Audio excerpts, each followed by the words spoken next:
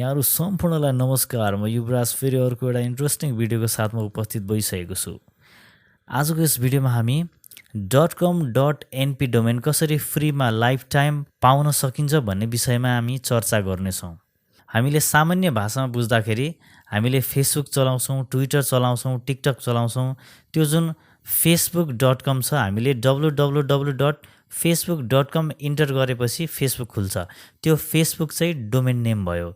र त्यस पछाडि हामीले अब हामीले युट्युब चलाउँछौँ। युट्युब चलाउँदाखेरि www.youtube.com इन्टर गर्छौँ भने त्यो youtube.com चाहिँ डोमेन नेम भयो। हामीले पनि आफ्नो छुट्टै एउटा वेबसाइट बनाउने सोचिरहेका छौँ भने हामीलाई सबैभन्दा पहिले चाहिँ एउटा डोमेन आवश्यक पर्छ। अब यहाँले चाहिँ .com डोमेन चाहिँ विभिन्न संस्थाहरूबाट किन्न सक्नुहुन्छ र यसको इयरली फी यहाँले तिर्नुपर्ने हुन्छ। मर्कन्टाइल कम्युनिकेसन प्राइभेट लिमिटेडले चाहिँ यहाँहरूको पर्सनल होस् अथवा यहाँहरूको कम्पनीको होस् .com.np डोमेन चाहिँ लाइफ टाइमको लागि फ्रीमा उपलब्ध गराउँदै आएको छ। अब यसको लागि केही शर्त पनि रहेको छ। यहाँहरू चाहिँ नेपाली हुनुपर्ने छ, एक नम्बर। अब डोमेन नेम चुज गर्दाखेरि चाहिँ यहाँले पर्सनल युजको लागि बनाउँदै हुनुहुन्छ भने चाहिँ यहाँहरूको नामसँग रिलेटेड हुनुपर्छ डोमेन। र त्यस पछाडि यहाँले संस्थाको लागि बनाउँदै हुन्छ भने चाहिँ यहाँहरूको संस्थाको नामसँग रिलेटेड हुनुपर्छ। र यहाँले पर्सनल युजको लागि बनाउँदै हुन्छ भने चाहिँ तपाईँको सिटिजनसिप र कभर लेटर आवश्यक पर्छ भने यहाँले संस्थाको लागि बनाउँदै हुन्छ भने चाहिँ यहाँहरूको संस्थाको रेजिस्ट्रेसन डकुमेन्ट र त्यस पछाडि यहाँहरूको कभर लेटर आवश्यक पर्छ। अब यति भइसके पछाडि यहाँले चाहिँ लाइफ टाइमको लागि .com.np डोमेन चाहिँ पाउन सक्नुहुन्छ। अब यसको लागि प्रोसेसहरू के रहेको छ, अब जाउँ कम्प्युटर स्क्रिनतिर। यदि हजुरहरूले अहिलेसम्म पनि यस युट्युब च्यानललाई सब्स्क्राइब गर्नुभएको छैन भने यसै भिडियोभन्दा मुनि रहेको रेड कलरको सब्स्क्राइब बटनमा क्लिक गर्न नभुल्नुहोला। अब सबैभन्दा पहिले चाहिँ यहाँहरू आफ्नो ब्राउजरमा register.com.np यो साइटमा जानुपर्ने हुन्छ। अब यो साइटमा गइसके पछाडि यहाँ चेक डोमेन एबिलिटी भन्ने सेक्सन छ। यो सेक्सनमा चाहिँ तपाईँले आफूले चाहेको डोमेन चाहिँ एभाइलेबल छ कि छैन भन्ने कुरा चाहिँ चेक गर्नुपर्ने हुन्छ। यदि यहाँले टाइप गर्नुभएको डोमेन, यहाँले चुज गर्नुभएको डोमेन चाहिँ अलरेडी अरू कसैले बनाइसकेको छ भने यहाँले बनाउन पाउनु नै छैन। अब यसको लागि चाहिँ एउटा शर्त छ। यहाँले व्यक्तिगत प्रयोजनको लागि बनाउँदै हुनुहुन्छ भने तपाईँको नामसँग मिल्ने यहाँहरूको नाम राखेर यहाँले चाहिँ डोमेन चुज गर्न सक्नुहुन्छ भने यहाँले संस्थाको लागि बनाउँदै हुनुहुन्छ भने चाहिँ यहाँहरूको संस्थाको नामसँग चाहिँ यहाँहरूको डोमेन नेम चाहिँ मिल्नुपर्ने हुन्छ। अब म यहाँ चाहिँ व्यक्तिगत प्रयोजनको लागि बनाउँदैछु, त्यसैले गर्दाखेरि मेरो नाम युवराज, म TECHNICALYUBARAJ टेक्निकल युवराज भन्ने चुज गर्दैछु। अब पछाडि .com.np त हुने नै भयो। अब यसलाई म चेक गर्दैछु, यसमा क्लिक गरेर यहाँले चेक गर्न सक्नुहुन्छ। ओके, अब यसमा congratulation technical Yuvraj .com.np is available, click register now for further process. यो चाहिँ हाम्रो लागि चाहिँ एभाइलेबल छ, हामीले चाहिँ यो युज गर्न सक्छौँ। अब तलपट्टि यो रेजिस्टर नाउ भन्ने बटन छ, यसमा हामीले क्लिक गर्नुपर्ने हुन्छ। ओके, अब साइन इन क्रिएट युजर भन्ने सेक्सन छ। यसमा मैले अलरेडी युजर बनाइसकेको छु, त्यसैले यहाँ मेरो देखाइरहेको छ। र तपाईँले युजर बनाउनु भएको छैन भने चाहिँ यो क्रिएट युजर भन्ने छ, यसमा क्लिक गरेर चाहिँ यहाँले युजर क्रिएट गर्न सक्नुहुन्छ। अब युजर क्रिएट गर्नको लागि चाहिँ यसमा तपाईँले फुल नेम राख्नुपर्ने हुन्छ। यो स्टार जुन देखिरहनु भएको छ, यो स्टार, यसलाई म्यान्डेटरी फिल भन्छ। यो फिल ब्ल्याङ्क छोड्न मिलेन।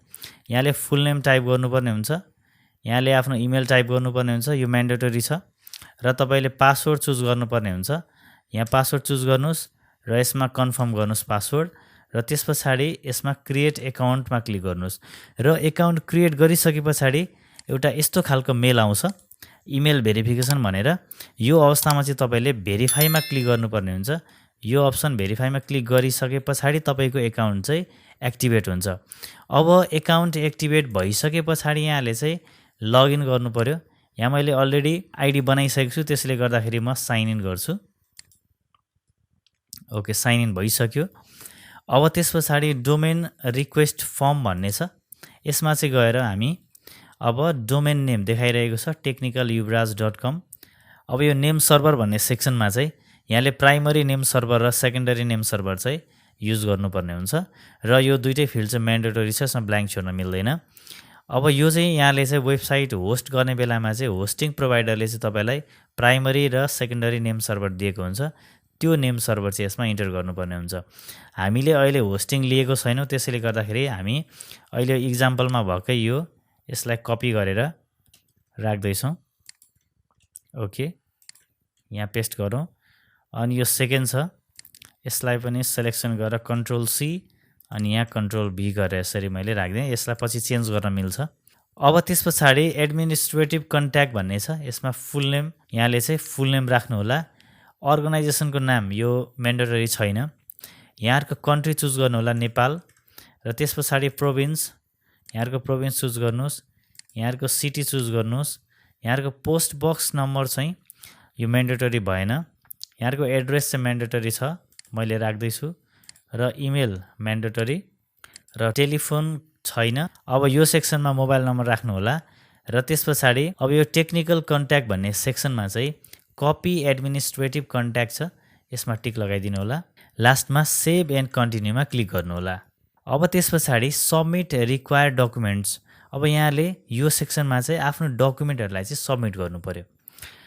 अब यहाँनिर एट्याच डकुमेन्ट छ, यसमा डकुमेन्ट टाइटल भन्ने छ, यसमा एउटा कभर लेटर, अर्को रेजिस्ट्रेसन अथवा सिटिजनसिप डकुमेन्ट भनेको छ।